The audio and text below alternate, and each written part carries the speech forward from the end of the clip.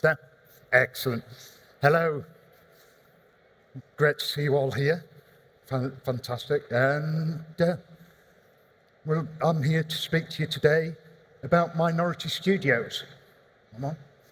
Rise of the minority studios, why the industry needs the underdog. I'm Phil Foxton. I'm the CTO and founder of Fox Chicken Grain. We're an operational outsourcing company based in the UK. We basically do all the boring jobs so you can get on and make the games. Okay? So, I normally do a who are you to start with, but for this one, I'd just like you to just ask for your indulgence for a quick minute. Normally, during these talks, you show your appreciation with a round of applause. However, this can be very disconcerting for both the deaf and neurodiverse members of our community. So, for this talk, can I ask you that you use the deaf community sign for applause, which, if you don't know, is that. Yeah? Fantastic. Thank you very much for that. Now, back to our usual programming, as they say. Okay, so here, who am I? I'm, as I say, Phil Foxton, and 35 years in IT across multiple sectors, including finance, entertainment, education. I joined the games industry in 2021, which seems an absolute lifetime ago. And not just because of COVID and the layoffs and everything. Talking of which, my role was made redundant in 2023. At that point, I was like, what do I do? And I decided to set up my own operational outsourcing company, Fox Chicken Grain, to help other studios grow and flourish. I noticed some familiar faces in the audience, which is fantastic, which means we've spoken about how we can help.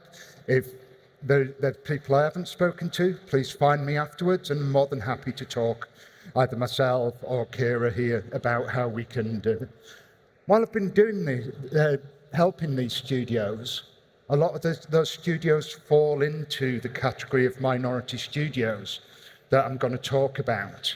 And it's important to be clear on the differentiation between an indie studio and a minority studio. And I will come to that in a second. Okay. So, as I said, here we go. Some definitions for you. Now, I'm going to be referring to some notes. It's because I'm not an actor, I'm an IT person, and it's a complex subject, so I do need to go back to my notes every now and again. So, okay, an underdog, what is it? Great British tradition, isn't it, to root for the underdog, the person or team at the back of the race. But in this case, the use of the term underdog defines a studio that is not greatly successful by normal measures, that be unit sales or streamer watches or whatever, but has other wider reaching influences. Okay? Examples of these include Psychonauts by Double Fine, that brought in, it expanded what you could do with level design, and a little-known game from Japan called Cave Story by Studio Pixel that implemented some really radical forms of gameplay. Okay, but they would be classed as underdogs because they didn't sell that well, but people were like, yes, I'm going to take this and I'm going to use it, and the whole gaming landscape changed forever after that. Okay, and a minority studio in this case moves beyond simply size to encompass diversity in perspective, cultural background, and creative approach. So the studio may be made up of underrepresented minorities, such as the neurodiverse, be from a region not normally associated with video games, such as Portugal or the Middle East, or studios focusing on a marginalized narrative, such as Zaun, with the makers of Disco Elysium. Okay? Why is this important? Well, the number of studios in this group are growing and growing at an exponential rate, partly due to the continual round of cutbacks at larger studios over the last 3 years or more, which I'm sure has impacted a lot of people in the audience, and myself included. But my experience and research has shown that with those layoffs, the underrepresented minorities are more likely to be in the groups affected. And they're also they're the groups that find it difficult to find a new job. So what do you do when you can't find a new job? You've been laid off from the job you had, but you still need to work. Well, you do what I do. You set your own company up. Okay? Shrinking job market has made getting into the industry more difficult for recent graduates and career changes. This means that these minority studios are much more diverse, and diverse across multiple definitions. It's not just male versus female, it's neurodiverse groups, it's from different cultural backgrounds.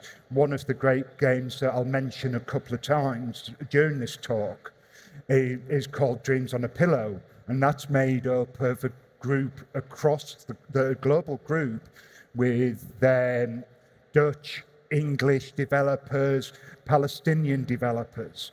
They all come together to make a particularly awesome game, okay?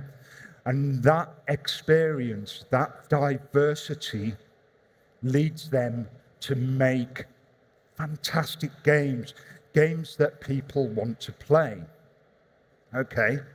So having laid out those definitions, why is starting your own studio a good idea? Surely if we're in the middle of, well, we're getting towards the tail end now of 3-4 years of constant rounds of layoffs. There's still ongoing Funcom this week have laid more people off, etc. But if it wasn't a good idea, why would hundreds of studios in the UK alone start up? In the year between May 23 and May 24, there was 166 new studios started up, okay, according to TIGA. Most seem to want to do the same thing, which is not to copy the giants that might have come from Riot, from ZeniMax, you name it. They don't want to copy what they've been doing for years, but to push back against it. A big part of this is being able to have the creative freedom to build a game that established studios might dismiss. This includes generally not using existing IPs, having narratives that resonate with a more diverse audience, and having better representation of games, such as a great example here, which I like, and it'll become apparent why in a little bit. There's only 2 mainstream games out there where the main character is deaf, okay? Just an example. If you're a minority studio, there's nothing stopping you making a game where the main character is deaf or has some other disability, okay? A sudden change in slides for you. We're not doing the blue one, we've got Ren and Stimpy. Okay, creative risk. Being a minority studio allows you to take creative risks. Publisher pressure aside, though they're starting to catch up with this, minority studios have the freedom to be innovative and take creative risks. Why go to Ren and Stimpy? Well, the 2 people that set up, 2 people that were working at Hanna-Barbera, they're working on Tom and Jerry and Jetsons. They were getting bored with the treadmill of the same old, highly successful, but not particularly creatively fulfilling role of creating those cartoons. So they created a small studio called Spumco. They had rather a strange idea that they would create these two characters, a chihuahua and a cat, and they created demo animations and trolled them around all the big stations. Finally, Nickelodeon took them on. Nickelodeon took a risk and went, right, we'll do this. And from that point, we all know Ren and Stimpy. They went on, Ren and Stimpy inspired many other shows, such as Beavis and Butthead, Rocko's Modern Life, and I don't think our cultural background would be the same without them.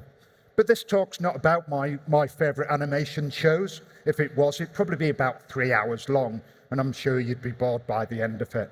The current crop of minority studios are coming up with some fantastic ideas, like Spumco did with these. They're using localized history and myths, making it into a global stage. And that's such games such as The Dark Queen and NYIP, that are both about Eastern European myths and folklore. They're also expanding representation. Games such as Dreams on a Pillow, which was the one I mentioned earlier, which is about the 1948 NABCA in Palestine, the creation of the Palestine state. And another game from the Middle East called Azuma Escape, which takes a lot of the Middle Eastern culture and makes it into a fun 2D escape the guards kind of game, whilst at the same time explaining about what the culture's like. Right. Now we expand representation. Here we have a couple of shots from the games. The one on the left is from Dreams on a Pillow, and the one on the right is from Spider-Man 2. Right? One of the only two characters in mainstream video games that's deaf. Why is this important to me personally? Well, without my hearing aids, I'm deaf. Okay? So this is, you get to find out something you may not need to know because of it. Okay? The importance of diverse voices in games development is crucial. Really, really crucial for creating games that reflect the world that we live in. Okay? Oddly enough, we don't live in a world where the Avengers exist or the Suicide Squad, stuff like that, although I did see Doc Octopus a short while ago. Okay? Minority studios, often driven by personal experience and cultural insights, are leading the charge in showcasing underrepresented perspectives. Okay? While it is true that larger studios have touched on diversity at times, such as Ninja Theory with Senua's Saga Stroke Sacrifice, which touched upon psychosis, and The Last of Us from Naughty Dog, especially Part 2, which touched upon LGBT plus issues, it can feel a little bit at times like it's being done for the money. Some of the big studios are pushing against this, such as there's a game called South of Midnight, which features not just a black protagonist, but a black protagonist whose family are into a Southern American culture of color. Okay? So that is hopefully helping buck the trend. Yeah? There's still a lot to do, and this is where minority studios come in. As they're usually on a restricted budget.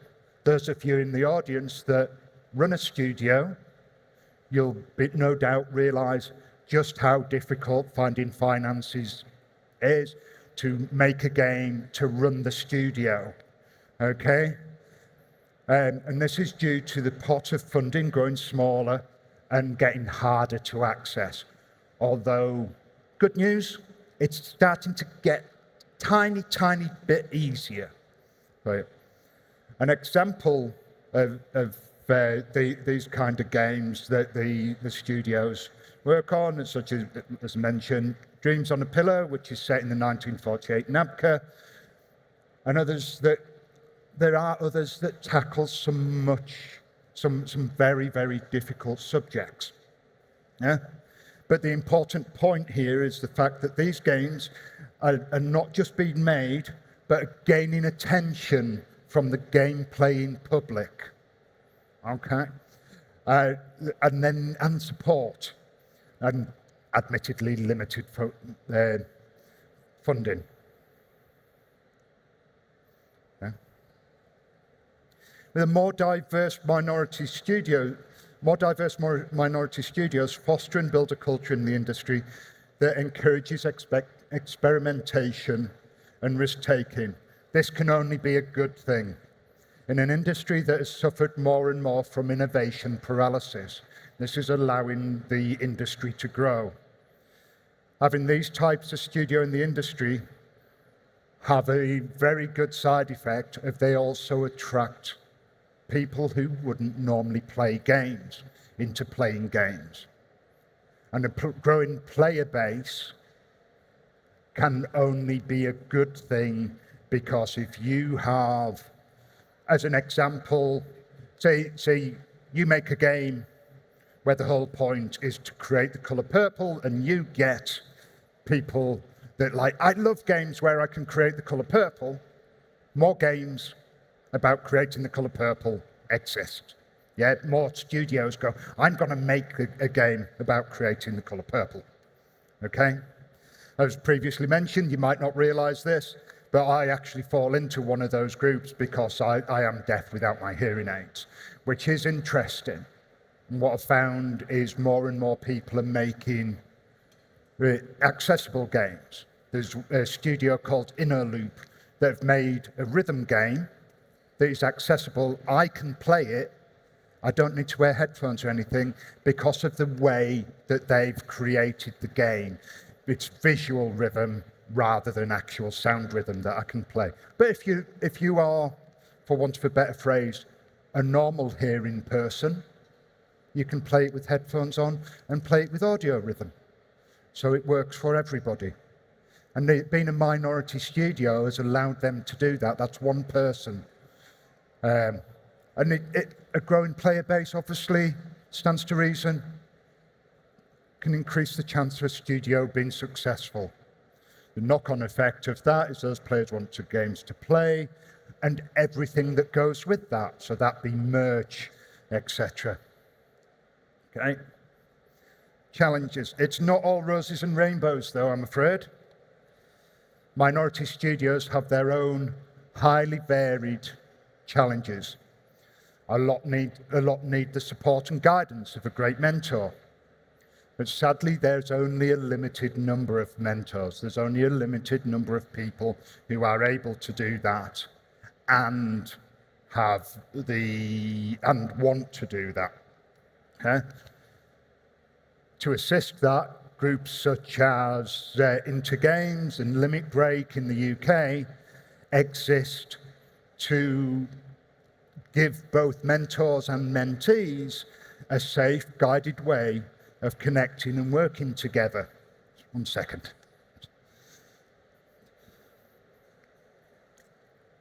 Okay, so how do we tackle this?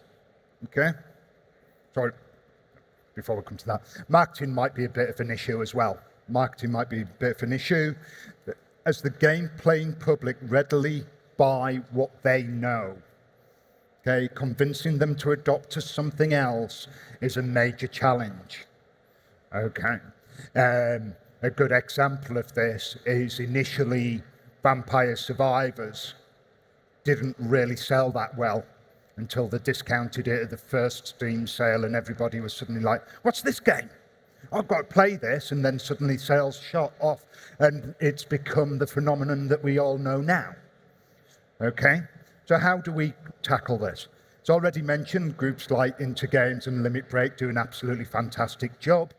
And I know that, I'm going to get this the wrong way around, probably BCN Games, they help studios a lot with their accelerator, etc. And there's probably other groups in Spain and other parts of Europe that I'm not aware of that can assist with that. Okay? However, It's sad to say it's not really nearly enough. Leaders in the games industry need to be the ones to push this forward. As a leader myself within the industry, I'm highly supportive of studios. Any of you that have spoken to me will have found out just how supportive I can be. Okay. So the future, it's in turmoil right now, is the industry.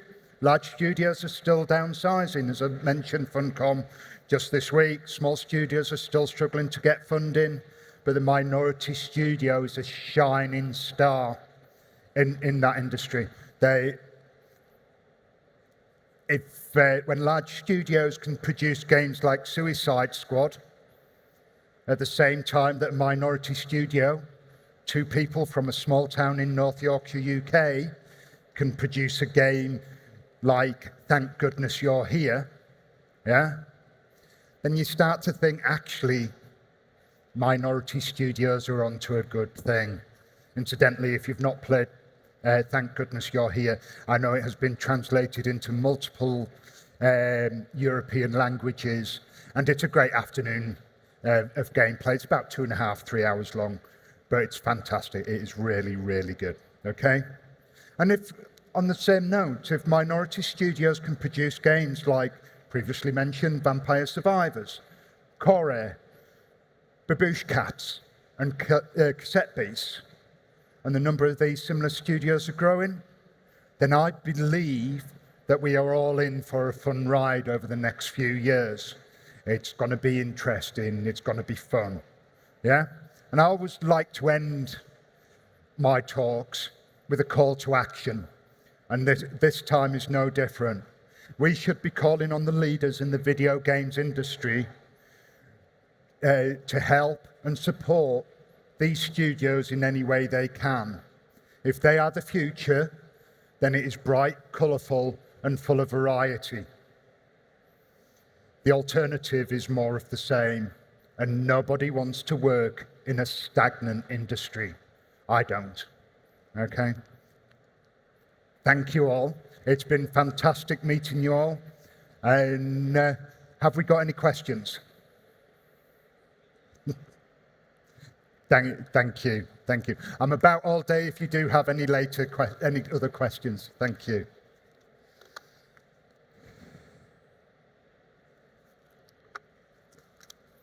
Yeah, so any questions?